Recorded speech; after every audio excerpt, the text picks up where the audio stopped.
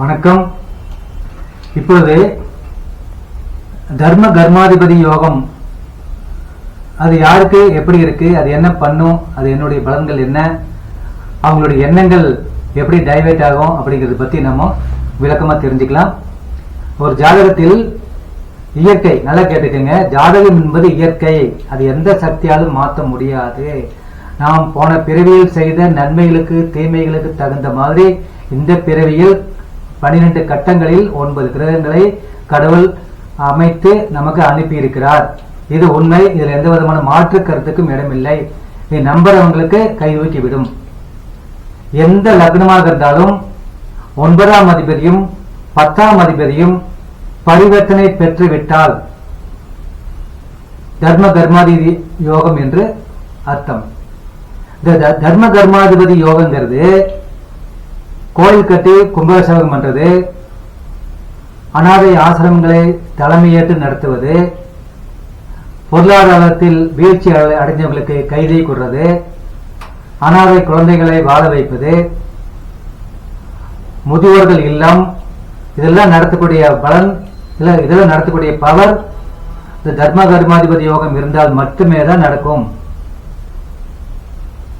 ஒரு ஊர்ல கோயில் கட்டிட்டு இருக்காங்க, அந்த ஏரியாவுக்கு இவர் போனாருன்னா அந்த கோயில முழுமையா செஞ்சு கொடுத்துருவாரு. அந்த கோயிலுக்கு வேணுங்கிறத தர்ம கர்மாதிபதி யோகங்கிறது கோயில் கட்டி கும்பாபிஷேகம் செய்து அந்த ஊரை வாழ வைக்கக்கூடிய தகுதி அவருக்கு ஏற்படுத்தும். அப்படி இந்த தர்ம கர்மாதிபதி யோகங்கிறது எல்லாத்துக்கும் அமையாது. யாருக்கு அமையும் என்றால், போன பிறவியில் நிறைய புண்ணியங்களை யார் செய்தார்களோ அவர்களுக்கு அமையும். இது பிராக்டிக்கலா நிறைய பேர்த்துக்கு நான் பார்த்துட்டு இருக்கேன். அந்த மாதிரி நடந்துகிட்டு இருக்கு.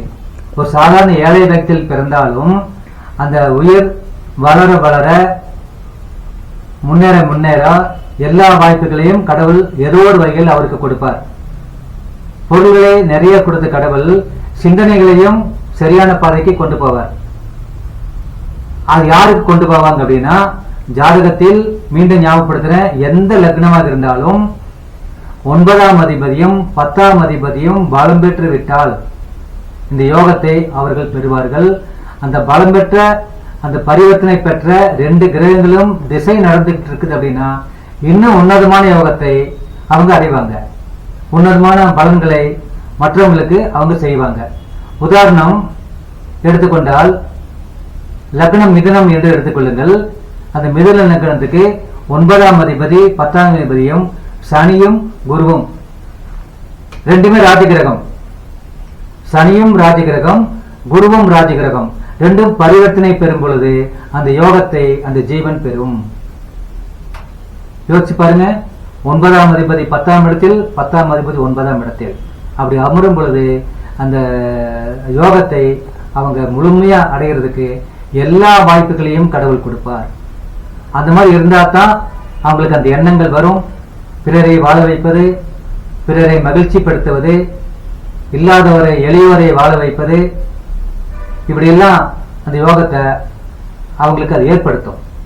அந்த ஏற்படுத்தும் பொழுது அது கடைசி வரைக்கும் தக்க வச்சுக்கணும். அப்படின்னா அவங்களுடைய ஜாதகத்தில் இப்ப என்ன திசை நடக்குதுன்னு பார்த்து அதற்குரிய வழிபாடுகளை தொடர்ந்து செய்து வந்தால் மாற்றங்களையும் அது கிடைக்கக்கூடிய நன்மைகளையும் ஜாதக யோகத்தையும் கடைசி வரைக்கும் காப்பாற்றிக் கொள்ளலாம்.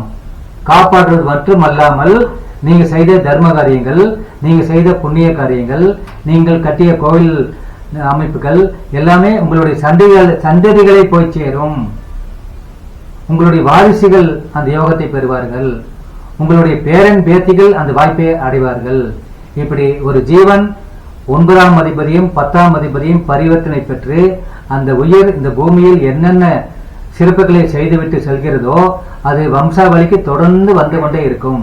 இது நியதி, இது நடைமுறையில் இருக்கு. இந்த மாதிரி உள்ளவங்களை ஜாதகத்தை பார்த்து ஆராய்ச்சிக்கு எடுத்துக்கங்க. நமக்கு அந்த எண்ணங்கள் வர்றதுக்கு காரணமே அந்த கிரகங்களுடைய உந்துதல் தான். உந்துதல் இல்லாம எதுவுமே கிடையாது. அது முழுமையா பார்த்து தெரிஞ்சுக்கிட்டீங்கன்னா அந்த எண்ணங்கள் உங்களுக்கு மனசுல தோண வைக்கும். ஏதோ ஒரு வகையில் வருமானங்கள் பெருக்கும், அதிகப்படுத்தும். அதிகப்படுத்தப்படுத்த நம்ம இந்த புண்ணிய காரியங்களை செய்ய வைக்கும்.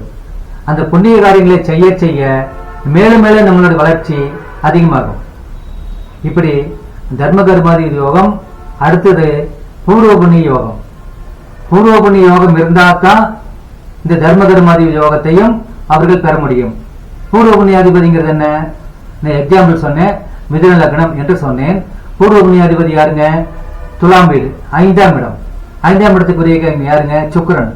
அந்த சுக்கிர பகவான் உச்சம் பெற்றோ ஆட்சி பெற்றோ ரிஷபத்திலோ மீனத்திலோ துலாத்திலோ இருந்து விட்டால் போதும், மேலும் மேலும் வளரும், அல்ல குறையாது, அட்சய பாத்திர மாட்டார். 5ஆம் அதிபதி பலம் பெற்று 5ஆம் இடம் பலம் பெற்று தர்ம கர்மாதிபதி யோகத்தை பெற்ற ஜாதகர்கள் ஆண் பெண் யாராக இருந்தாலும் மிக அற்புதமான யோகத்தை அவர்கள் அடைவார்கள். அதுக்கு உதாரணம் நான் ஞாபகப்படுத்த விரும்புகிறேன். நம்முடன் வாழ்ந்து நாம் கண் பார்க்க இன்னைக்கு அவருடைய பேர் மறையாமல் இருக்கிறதுனா அது புரட்சி தலைவர் எம்ஜிஆர். அவருடைய ஜாதகத்துல இந்த அமைப்பு இருக்கு. இந்த அமைப்பு இருந்தங்காட்டி தான் அவருக்கு எல்லா யோகத்தையும் அவர் அடைஞ்சாரு. இது சும்மா சாதாரணம் அல்ல. அந்த உயிர் போன பிரிவில் செய்த புண்ணியங்களை பூரா இந்த பிரிவில் அவர்கள் பெற்றார்கள். இது எல்லாத்துக்கும் அமையாது. அமையறவங்க பயன்படுத்திக்கிங்க. கவனக்குறைவாக இருந்துவிட்டு நல்ல அமைப்புகளை நீங்களே அதை மிஸ் பண்ணிட வேண்டாம். ஏன்னா கடவுள் நம்மை ஒருமுறை பூமியில் வாழ வைப்பார், பிறக்க வைப்பார். இந்த பிரபஞ்சத்தில் நாம் மனிதனாக பிறந்திருக்கிறோம். நமக்கு ஜாதகத்தில் என்னென்ன தோஷங்கள் இருக்கு, என்னென்ன யோகங்கள் இருக்கு, அந்த தோஷத்தை பாதிப்பை குறைப்பது எப்படி, நன்மைகளை அதிகப்படுத்துவது எப்படி என்பதை தெரிந்து கொண்டு அதற்குண்டான வழிபாட்டு முறைகளை சரியாக செய்து வந்தால் உன்னதமான யோகத்தை அற்புதமாக பெறலாம். இதில் எந்த விதமான சந்தேகமும் யாருக்கும் வேண்டாம். ராசி அம்சம் ரெண்டே ஆராய்ச்சிக்கு எடுத்துக்கோங்க. தர்ம கர்மாதிபதி யோகம் ராசி கட்டத்தில் இருந்தால் அம்சத்திலேயும் அதே மாதிரிதான் இருக்கும். நீங்க ஆராய்ச்சி பண்ணி பாருங்க. உங்க ஜாதகத்தை கையில் எடுத்துக்கோங்க, நீங்களே பாருங்க. லா என்பது முதல் வீடு, அதுல இருந்து எண்ணி வாங்க. எந்த லக்னமா இருக்கட்டும், 12 லக்னங்களே, அதுல இருந்து எண்ணி வந்தீங்கன்னா 9, 10 அந்த 2 கிரகமும் பரிவர்த்தனை ஆகியிருக்கணும். அதே மாதிரி அம்சத்தில் எந்த லக்னமாக இருந்தாலும் அந்த குறிப்பிட்ட 2 கிரகங்களும் ஆட்சி உச்சம் பெற்று அல்லது பரிவர்த்தனை பெற்று விட்டால் இந்த யோகத்தை நாம் கடைசி வரைக்கும் தக்க வைத்துக் கொள்ளலாம். நம்மளுடைய வாரிசுகளுக்கும் அந்த யோகத்தை அவர்கள் பெறக்கூடிய சூழ்நிலையை நாம் உருவாக்கலாம். இந்த மாதிரி எல்லாத்துக்கும் வரும் அப்படிங்கிற எதிர்பார்க்க முடியாது. 100ல் 1, 200ல் 1, 500ல் 1, 1000ல் 1 அந்த மாதிரி தான் வரும். அந்த குறிப்பிட்ட கிரகங்கள் பரிவர்த்தனை ஆகும் போது கூட அந்த நட்சத்திரத்தை பெறுவது மிக மிக முக்கியம். 2 hours ஒரு குழந்தை பிறகுது, அந்த 2 மணி நேரம் ஒரே லக்னம்.